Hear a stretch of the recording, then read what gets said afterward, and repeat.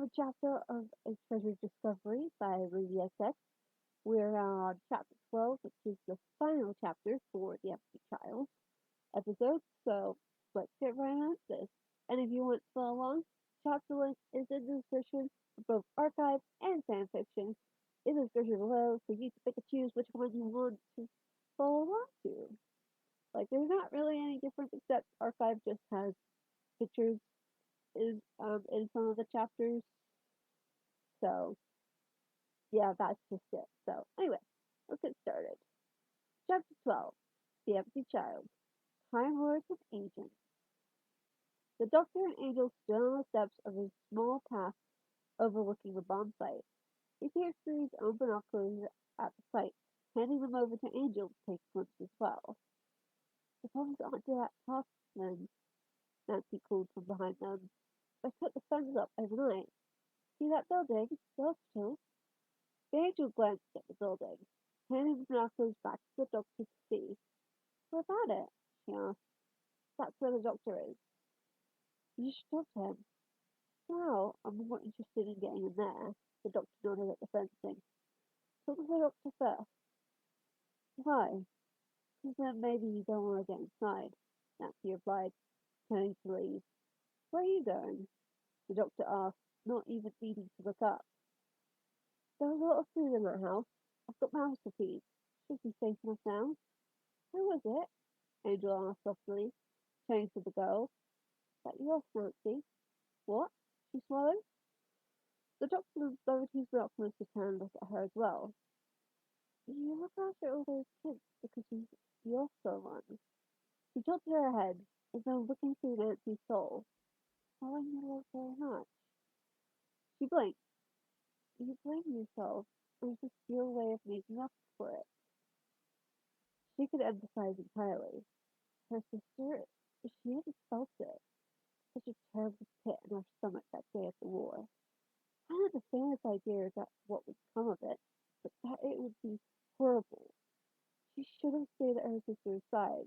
For how much her sister looked after her, she was still the older sister. It was her job to look out for her baby sister. And she failed. She failed, and her sister had died. If she had just been quicker, understood her feelings, perhaps her sister would still be alive. It was, she supposed, one of the reasons why she was so forgiving of Rose after the Rinka incident. Her sister, for most of her regenerations, had black hair or dark hair. Of her last regeneration, the one she often remembered of her sister, she was blonde. She'd seen her sisters fighting, suffering, dying as a blonde. See Rose, with their blonde hair again, her sass and spirit. It reminded her so much of her sister that it almost hurt. Given the fact she was quite a few centuries older than Rose, definitely made Rose feel more and more like a baby sister to her as their adventures went on. She was so young, so fragile and naive in her humanity, that she felt an almost instant need to protect Rose and look after her. And Rose, she said it before, she was starting to think of her as a sister as well. It was always hard to stay angry at family. Nancy hesitated before explaining. My little brother, Jamie. One night I went out looking for food, came where that thing fell. I told him not to follow me, told him it was dangerous. It just, it just didn't like being on his own. What happened? The doctor frowned. It was more of an air raid, she asked, as though it should be obvious. What do you think happened? The doctor nodded. Prison. What is? Nancy frowned. 1941, he replied, looking out at planes off bombing in the distance, a broad blue hovering over them. Right now, not very far from here, a German war machine is rolling up the map of Europe. Country after country falling like dominoes. Nothing can stop it. Nothing. So one tiny damp little island says no. No, not here. Across in front of the lion. He looked at Nancy. You're amazing, I look at you. I don't know what you do to Hitler, but you frighten the hell out of me. Off you go then. Do what you gotta do. Save the world. He turned his way down the steps with Angel as Nancy turned to walk away. The doctor and Angel approached the gate of Abilene Hospital. The doctor quickly used a sonic on the padlock, keeping them out. They entered the darkened building, walking around till they reached a large room where rows of people were laying down on the beds, all with gas masks on, looking for a whole world as though they were dead. Doctor, Angel whispered beside him. He looked over to see her frowning and looking around disturbed. Can we leave? Please. I don't like this room. He nodded, taking her hand before they turned and walked back into the lit corridor. They wandered till they reached a larger room, higher than the other, but still there were more gas-masked people on the rows of beds. They turned quickly at a noise to see an old man in a white doctor's coat step into the room. "You'll find them everywhere," he warned them. "Every bed and every ward. Hundreds of them." "Yes, we saw," Doctor remarked, squeezing Angel's hand as he felt her shifting beside him, uncomfortable. "Why are they still wearing gas masks? They're not. Who are you?" "We're here for a response." "You're a doctor," Angel cut in. "The human doctor, not the doctor. The old man blinked at that before shaking his head, assuming it was just slang of the times. "Doctor Constantine. You are?" "Nancy sent us," the doctor replied instead. "Nancy?" His eyes widened. "That means you must have been asking about the bomb." "Yes." "What do you know about it?" "Nothing." "Why were we asking? What do you know?" "Only what it's done," she sighed. "Were these people caught up in the blast?" Angel asked, looking around. "Some of them were." He gave a laugh, only for a coughing fit to replace it. He sat down on the chair at the desk he walked to. The Jew would take a few steps towards him with concern. "You're very sick," the doctor frowned. "They're dying," Angel said softly. He nodded. "I just haven't been able to find the time. Are you doctors?" "I have my moments," the doctor shrugged, as Angel shook her head. "Have you examined any of them yet?" He turned to the doctor. "No. Don't touch the flesh." "Which one?" The doctor looked around. "Anyone." The doctor raised his eyebrows at that before glancing at Angel, who could only shrug. He turned and pulled out the sonic, approaching the nearest bed. He ran it over the mask-covered face. "Conclusion? Massive head trauma, mostly to the left side," the doctor stated, running the screwdriver over the patient. "Partial collapse of the chest cavity, mostly to the right. Has some scarring on the back of the hand, and a gas mask seems to be fused to flesh, but I can't see any burns. Examine another one." The doctor moved to another body, confused at the request, but scanned it anyway. Only to see the gas mask fused to the face, while there was the same scar on the back of the hand. He turned his sonic off and looked at Constantine. "This is impossible." Examine another. The doctor rushed across to a third bed, do it again, only to get the same result. "This isn't possible." "No," said Constantine, nodding. "Everyone's got the same injuries," he said to Angel, explaining his findings. "Yes, exactly the same." Angel frowned. Even she knew that wasn't normal. "Yes, identical, all of them." The doctor shook his head in confusion, right down to the star on the back of the hand. Neither of them noticed Constantine look at his hand, a faint scar on it as well. "How did this happen? How did it start?" "When that bomb dropped, there was just one victim," Constantine sighed. "Dead?" Angel asked. "At first," he nodded. "His injuries were truly dreadful. By the following morning every doctor and nurse who had treated him, who had touched him, those exact same injuries. By the morning after that, every patient in the same ward had the exact same injuries. Within a week, the entire hospital. Physical injuries, as as plague. Can you explain that? What would you say was the cause of death?" "The head trauma." "The head trauma?" The doctor replied. "No." "Asphyxiation?" "No." "The collapse of the chest cavity?" "No." "All right. What was the cause of death?" "There wasn't one," Constantine explained as they looked at him, confused. Angel blinked, looking at the bed. "Are they dead?" Constantine mentally wrapped his cane on the metal bin, and all the men and women lying on the bed sat straight up. The doctor looked at them, alarmed, instinctively pulling Angel behind him as though to protect her from the army that surrounded them. It's alright, Constantine calmed them. They're harmless. They just sort of sit there. No heartbeat, no life signs of any kind. They just don't die. And, and they've just been left here, the doctor shook his head. Nobody's doing anything. I try and make them comfortable. What else is there? Constantine murmured, watching the patients return to their restful positions. Just you. Angel looked at him sadly. You're the last one left. Before this war began, I was a father and a grandfather. Now I am neither, but I am still a doctor. Yeah, the doctor nodded solemnly. Know the feeling. Angel squeezed his hand in comfort, making him look at her as she offered him a small smile. He gave her one in return. He was still a doctor. Having lost all he had, all that was left was who he was. He couldn't help but shake his head a bit. He was starting to think Angel really was an angel, too. Already, just having her around had made the pain a little more bearable. Had made it a little easier. He'd lived for so long with such guilt over what had happened, what he'd done because of the war. To have one of these people there, still choosing to stay with him, despite knowing what he had done, and what had happened as a result, to still want to be with him, and look at him as though he was still a good man, meant more to him than anyone, even Angel, would ever know. She was different than anyone he'd ever met.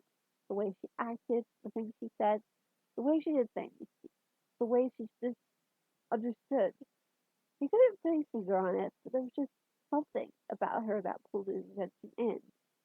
He didn't know what it was, but he rather enjoyed the feeling. It's been a long time since anything had captivated his attention as wholly as Angel seemed able to do.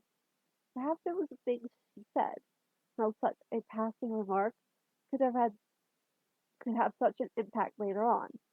It made him truly listen to what she said, something human he hadn't always done in the past. Humans, aliens, and Time Lords alike. But when Angel spoke, he heard her, and a little look on her face when he just knew she said something. Well, he knew far more expressions than just that one. He found himself watching her from time to time, the most random of moments. Whether she was sitting with Rose in the captain's chair, talking about something humans did or said that she didn't understand, or constantly working away at the TARDIS with this adorable expression of deep concentration mixed with content on her face, or just walking down a lane on an adventure, smiling at the world, taking in its beauty. He noticed a lot of little things about her. She fascinated him. I suspect the plan is to blow up the hospital and blame it on a German bomb, Constantine continued, pulling him from his thoughts. The doctor gestured at the bed. Probably too late. No, the man shook his head. They are isolated cases. Isolated cases breaking out all over London.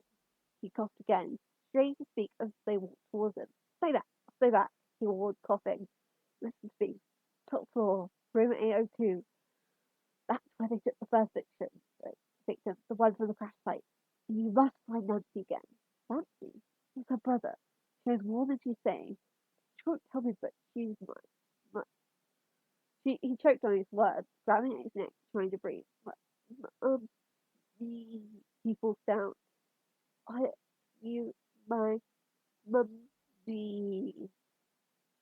They watched in horror, Angel turning to bury her face in the doctor's shoulder, as the gas mask began to stick itself out of Constantine's mouth. His eyes growing wider and wider till they moved into those of the gas mask as it literally became his face. He slumped to his chair. Hello? The man called from the hall. Hello? A woman, Rose, shouted. They quickly turned and left the ward, emerging into the corridor as Rose and Jack came out the other way. Good evening, Jack greeted them. Hope I'm not interrupting. Jack Hartness. He reached out and grabbed the doctor's hand to shake it. We're hearing all about you both on the way over. He winked at Angel as he shook her hand as well. Angel was frowning and eyed him a bit, not quite sure why he winked at her. Far as she knew, the typical human greeting was either a hug for women or a handshake for men, who sometimes did a manly handshake hug, which she still wasn't quite sure what the difference was between that and just a simple hug. She rather liked hugs, especially the doctor's. It might have been because he was just so big, muscular and all. But whenever he hugged her, she felt safe, like nothing would hurt her, like he wouldn't let anything hurt her. And after decades trapped with a Dalek, it was a welcoming feeling. He knows, Rose turned to them. I had to tell him about us being time agents. The doctor nodded slowly, catching on. But Angel wasn't quite so fast. But with time, the doctor quickly cut in. Agent, yep, time agent, that's us. He winked at Angel and she smiled, despite her confusion as to why he was lying to Jack. She winked too. It was a real pleasure to meet you, Mr. Spock. Jack patted the doctor on the shoulder. Miss Kirk. Nice to meet you. Angel asked, confused again as Jack quickly reached around and placed a quick kiss on her hand before walking past them. She squirmed a little, suddenly moving to bite the back of her hand on her duster. Not noticing Rose gave a small smile at that. Mr. Spock, the doctor said to Rose. Who's this cut? Angel shook her head, now officially completely lost and considering just giving up on trying to understand the humans at all. What was I supposed to say? Rose rolled her eyes. Neither of you have names. She does. The doctor. Oh, did I say Rose rolled her eyes? Neither of you have names. She does. The doctor pointed at Angel. Isn't Angel a human name? Yeah, but you don't. Don't you ever get tired of Doctor? Doctor who? Angel smiled. Careful. That could be a dangerous question. I said true then. The doctor laughed. Typing? Where have you been? We're in the middle of a London blitz. Not good time for a stroll. Who's strolling? Rose passed with a smirk, leaving them to follow. It was my barrage balloon. Only way to see an array. What? Well, I did tell you to hold on. Angel mused. Listen, what's a Cholula warship? Rose cut in. The doctor stopped. Cholula? Nancy quickly entered the house from the floor, putting a cloth over some of the food on the table to collect it. When the radio sprang to life, the child's voice transmitting through it.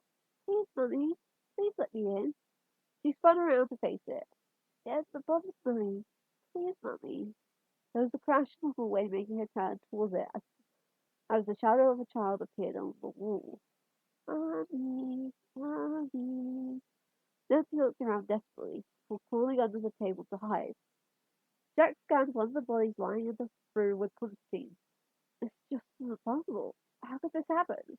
What kind of little ship landed here? The doctor asked. What? Jack glanced over. He said it was a warship, Rose commented. He stole it.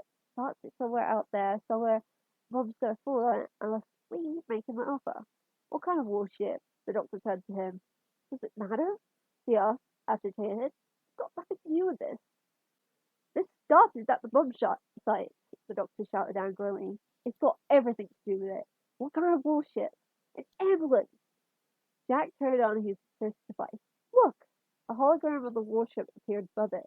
That's what you chased through the time orbit. It's space junk. I wanted to kid you it was valuable. It's empty. I made sure of it. Nothing but a shell. I threw it at you. Saw your time travel vehicle. Loved the retro look, by the way. Nice sound. So here's the bait. Bait! Rose glanced up at him. I wanted to sell it to you and then destroy it before you found out it was drunk. You said it was a warship. They have ambulance in wars. He counted, turning away from them, annoyed. It's a con. I was conning you. That's what I am. I'm a con man. I thought you were a time agent, but you're not, are you? Just a couple more freelancers. I should know. When you guys are blending in with the local color. I mean, Flag Girl was bad enough, but you both captain and a hippie? The trio looked uncomfortably down at the clothing. Angel tugging at her duster as she frowned. Well, so too, though. Anyway, whatever's happening here has got nothing to do with that shit. Rose looked around at the people on the bed. What is happening here, Doctor? Human DNA being rewritten by an idiot. The doctor replied. What do you mean? Some kind of virus. Converting humans and beings into new things. He just at the patient. Why? What's the point? Mommy, the child called, entering the dining room. Where's my mommy? Mommy? Apple fell out of Nancy's bag and rolled out from under the table, making her wince and silently curse herself. The child looked at it and walked over to it, bending down to pick it up as Nancy tried to make a run for it. The child spun around and pointed a finger at the door, slamming it shut, locking it. Nancy rattled the handle fruitlessly as the child looked at her, still pointing. Are you my mommy? Rose bent over one of the boys examining it when it suddenly sat up, all the others doing so as well. Rose jumped back. What's happening? She gasped as the people came and to get out of bed, crying for their mummy. I don't know, the doctor replied, ironing them warmly, taking Eagle's hand. Nancy backed away from her child. Mommy, it's me, she argued. Nancy! The gas mask people began to close in on the group. Don't let them touch you, Angel called to the Cuban. What happens if they touch us? Rose looked at her. Looking at it, the doctor stated. The gang of gas mask people still chanting for Mummy backed them into a wall. Are you my mummy? The child asked. It's Nancy, your sister. The pictures of the walls closed in. You're Ted Cheney, she told the boy. You're Ted, she gasped as she backed into the curtain of the window. Mommy, Mommy. They were surrounded now, the gas mask people still calling for Mummy, locking them in, and there was no way out. To be continued. So, that's the end of chapter 12. I hope you enjoyed. Go leave a like, kudos, or I guess leave a like on the video, and go leave a review, comment, kudos. Go, go, we're done here. So, I hope you enjoyed, and be sure to subscribe. I upload new videos every Friday and Saturday, and I'll see you guys next Friday with a new video. Bye!